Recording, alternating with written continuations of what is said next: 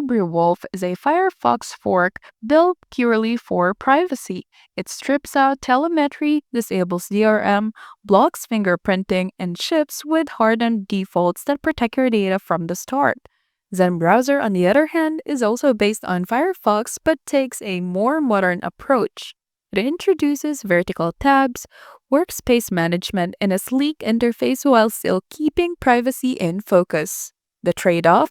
LibreWolf gives maximum privacy, but that can break site functionality or require manual tweaks. Users often note this in community discussions. Zen offers smoother day-to-day browsing with a more polished UI.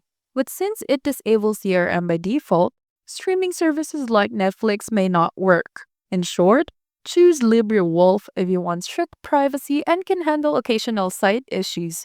Pick Zen if you want a modern, user-friendly Firefox alternative that balances privacy with design. Reviewers say it feels fresh compared to other browsers. So, which browser would you trust more, LibreWolf or Zen?